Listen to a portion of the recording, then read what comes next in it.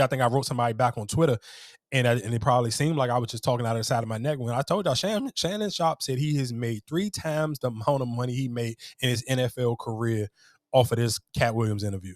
So I'm just going to read down some of the numbers because we did just talk about how much money that Kirk Cousins got. I just want to tell y'all what Shannon Sharpe made from his first year he got paid was in 1990. He made $148,000.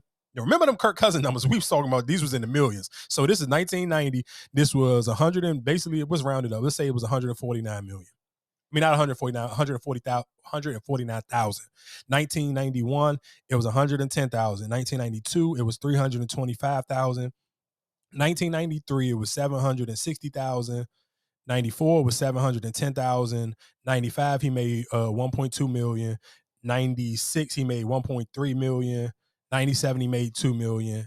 98, he made 2.5. 99, he made 3 million. 2000, he made 5 million. 2001, he made 2 million. 2002, he made 1.5 million. 2003, back down now, he had 750,000. His last year in the NFL was 2004, and he made 900,000. So I don't think he's saying, I'm sure he ain't saying combined, he probably made more than all, but he's just saying pick one of them seasons and he made more money off that interview than one of them seasons. That's a lot of millions you counted up. Yeah, yeah, towards the middle of his career. I'm sure he ain't talking about all that, but I'm just saying he basically saying pick one of those years though, he made more money than that.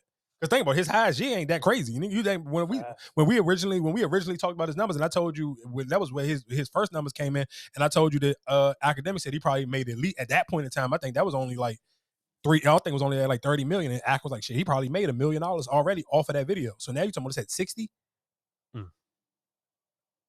So like I said, yeah. So but and the reason why he even brought that up is, of course, I'm sure. Matter of fact, I can play it right now. If somebody sees something that goes viral, then everybody will start piggybacking that. But I know Total Wines. I need somebody else to go in front of Total Wines and put on that green outfit. Yeah, because they just ordered 2,000 more cases. So go, I need everybody. Y'all that did it. Right. I need y'all some more people to go do it because Total Wine just ordered 2,000 more cases. So I appreciate that. Hey, chestnut checkers, huh? Hey, as a matter of fact, I need somebody to go in front of Tower Liquors right there. Hey, y'all go in front of them too, so they can put a PO in for 2,000 cases. I don't think people understand. You have many out here that are trying to be funny, but behind the scenes, not understanding the due diligence that they're doing for you, because you going straight to the bank with it. Hey, straight to the bank with it. So you get your last off, but on the back end, it ain't nothing but a blessing on you coming your way. And then once somebody, and we talked about this, Ocho. Everybody was talking about how much money I made during the Katt Williams interview. Whatever you think, I just got the check. So whatever you think I made, 3x it. Let me see. So if you think I made 500,000, 3x it. Let me see. If you think I made $1 million, 3x it. Let me see. If you think I made $2 million, 3x it. Let me see it. Ocho's single funny as hell. But again, shout out to Shannon Sharpe, and that was just one of my things. Again, of course, one of my pet peeves, and I guess it's beef with us as people. And of course, like I said, we talked about it last week already. Of course, social media is going to have its jokes. It's going to do whatever it's supposed to do. But sometimes it's just like, y'all are trying to drag it, and then you realistically, you giving that man free promo. And just like he said, y'all all went in front of that total winery. So you thinking, hey, I'm going to get this clicks and views. And again, when we talking about just over clicks and views, you help giving him free promo. Excuse me. So think about everybody who made a funny video and then the Shade Room and all them vlogs repicked it up and they posted it a video. So if it's whoever was making funny videos of him, all y'all doing is helping him promote his liquor even more because you're repeating everything he just said. So like he said, he literally got 2,000 cases of liquor. I don't think y'all understand how much liquor that is. That's a lot, dog. So you just help you just got, I ain't saying be careful. Do you? If you feel like that's your bag and you got your viral moment off of it, but again, shout outs to Unc. He got the last laugh on that situation. I ain't gonna hold you. That hit a little bit different. Them 2,000 cases, they hit a little bit different. Just think about how much a case, like if you go sit here and buy a case of liquor, 2,000, that's a lot, dog. And that's just one store. Since we was just talking about Shannon Sharpe, I did forget that he did this video. I said a video. He did this interview with Steve Stout. For people who don't know who Steve Stout is, he is one of the upper echelon, bigger, I want to say I don't even know how you really. I guess you can call him a music exec. I guess it's realistically the box you can kind of put him in. So they basically did an interview, and that was the video of y'all seen of Shannon Sharpe. It was going. I think he was in New York City. He was in Queens. He was in Nas' old hood, basically with Nas' older brother, Jungle. And they was riding around doing an interview, and they also did a couple different spaces, but the whole interview was like some was in the car, some was outside, some of them was in the studio. So I do want to play this clip, and he was giving his opinion on Skip Bayless. Ask you something, man. I watch your ex-partner, not your partner, your ex-host, Skip. I don't even understand why all these other black athletes even go on the show now. I don't even understand what they're doing. To me, it's so clear that he needs black talent, athletes, rappers. He's doing everything to prop himself up. And I know he's getting paid over there, and everybody else is getting pennies on the dollar. And I'm like, why would you do that? Why would you go over there and do that? He clearly isn't the guy. He needs you. Why don't everybody leave the show and let's watch him do it for a minute. That show would be dead immediately. They get all these guys over there, they give him pennies on the dollar, and they prop him up. I'm like, we got to stop doing that, man. We can't do that no more. It's not worth it. And there's nothing that comes out of it long term. I ask you something, man. All right, so cool. I do like his opinion on that. Now, two things where I won't sound like a hypocrite. I do understand why two reasons why I understand why a lot of other black athletes do it. Because I'm putting them in the same space with Mike Tyson. They probably need the money. Because I'm sure if you really just love talking and you really love just talking about sports that much, you could just start your own podcast. It ain't that deep if you don't need the money. That's what somebody like Jeff Teague, literally it was just him and his homeboys. He even told a story. I think when he just was on, what's your man name? They play for the Heat. Adonis. Is it Mike Miller? They do a podcast together. It's Mike Miller and I keep saying more. Yeah, it's Mike Miller and UD. So they did. I think it's called the OGs or something. So they did. So they do a podcast together. Jeff Teague was just on the joint. And they was basically, how did y'all start the pod? He was just like, one day the two dudes that's on there with Jeff Teague, they was like, they originally had their own joint, but it was just them two, and Jeff was just coming in for an interview. He like, they caught a vibe, and then of course they just took the whole situation. He started to fund it. They started recording it in his house. Cool. So my whole point of it is he didn't go run and look because he don't need no money. I mean, of course, Jeff Teague literally just played on that Milwaukee Bucks team that won the championship like 2 years ago. So he obviously don't need the money because he got to reap some of the benefits when the NBA just started paying people kind of crazy. So he don't need the bread. So my whole point of it is where I only will shoot like Michael Irvin and what's it, Keyshawn and I'm sure Richard Sherman, who keep getting locked up. He probably really need the bread more than any of them. But I know they need the money, so I'm gonna shoot them some bail on that one. But I do understand where he was coming from, and I even seen some people, don't get it twisted, I seen a lot of people kind of defending Skip a little bit because they were sitting here saying everybody understood what he was saying and agree with what he was saying, but they was like, you can't just slight Skip Bayless because he did give Stephen A that opportunity that made Stephen A. He gave Shannon Sharpe that opportunity that made Shannon Sharpe because a lot of people absolutely was right about that. Shannon Sharpe originally only talked about football. He worked at CBS. All he was talking about was football. So Skip believed in him and gave him that opportunity to learn basketball and be able to talk about basketball. But I understand what he was saying is basically what he's saying is like, why are we so quick to sit here?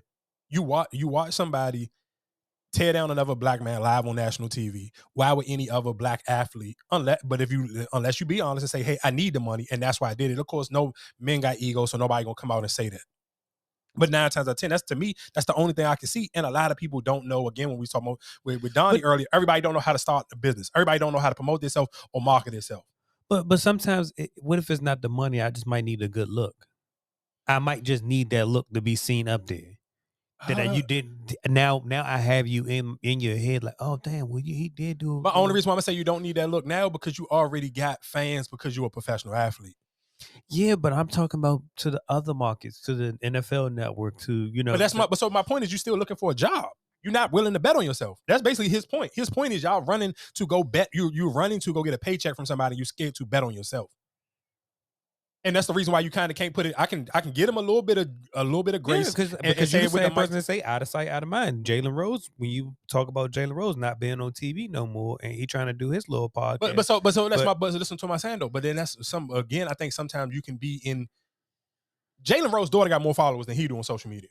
And she come on, like I said, every time I get on TikTok, she first person to come on my joint sometime on most days. But my whole point of it is that's just Jalen Rose being stuck in his old ways. That's Jalen Rose not trying to break out of his box because, you don't need it. Look at Cam and Mace. Cam and Mace, I don't even follow their page, but I still always see videos going viral with them. There's so many athletes. You just said it the other day. It was like, damn, the NBA need to figure out a way how to sit here and just like start their own page and just take all the old athletes and put them on like a page or something so they can see he can just get all the old NBA players podcast stuff. So like I said, I don't necessarily think it's just a necessarily like I don't know how to promote myself. I think a lot of people just lazy. Like you don't want to take the time out. And so that's where you kind of even realistically, you still got to, that's why you get somebody like Shannon the credit. Like, okay, he lost his job and a lot of people would have been like, oh, it's over for him. He not going to be on Fox no more. He more visible now that he don't got a stable job than he was when he was ever on Fox. No, you think about it. They didn't replace Shannon Sharpe with 4 different black people, and that's what his point is. And that's why he said, "No, you not the guy." Because if you really was the guy, you wouldn't need 4 people to try to replace one person. He got Michael Irvin, Keyshawn Johnson, Richard Sherman, and Lil Wayne on Fridays to just try to replace one person in Shannon Sharpe. Though you should just sit here. You fumble the ball. You the same way you gave Stephen A. and you gave Shannon Sharpe an opportunity. You also fumbled the talent. You thought you was, like he said, you thought you was the guy, and it proven that you really wasn't. Who you thought you was, that's not who you really are. Like you obviously you sit here and you thought you were bigger than Shannon Sharpe, or in my James Harden voice, you thought you was the system. No, dog, you are a system player. You ain't the system. And obviously, as we can all see, dog, when the last time somebody actually even played a Skip Bayless clip? I see people drag him every night on Twitter when he sit here and try to mention LeBron, and niggas be like, bro, he was just mentioning LeBron, and LeBron didn't even play on the game with D-Lo.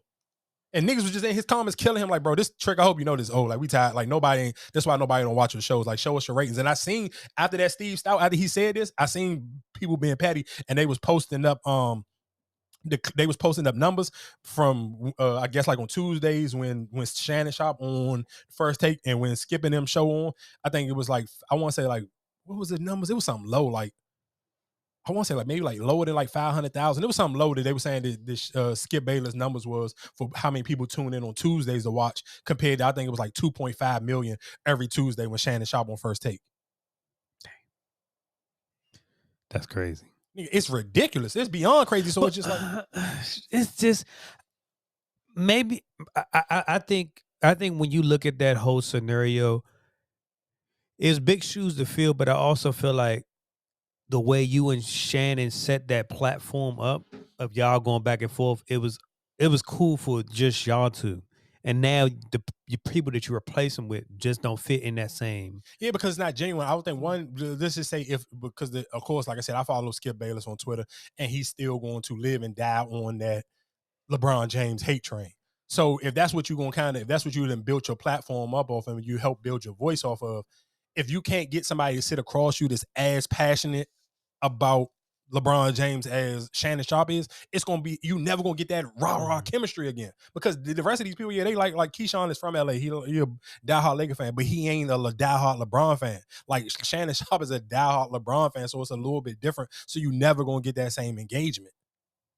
Like you just can't. Like I'm sorry. Like it just no, and it's just, but the sad thing of it is even for the people like Lil Wayne ain't gonna never, it don't matter to Wayne. It's cool. There's nothing. This is Wayne just doing. Only thing Wayne had to learn from going on this show was you got a hard time going to the Lakers game now. And we forgot to talk about that last week, but what was that game? It was one of them games that AD was cooking too. But I can't. Oh, my brain is just all over the place.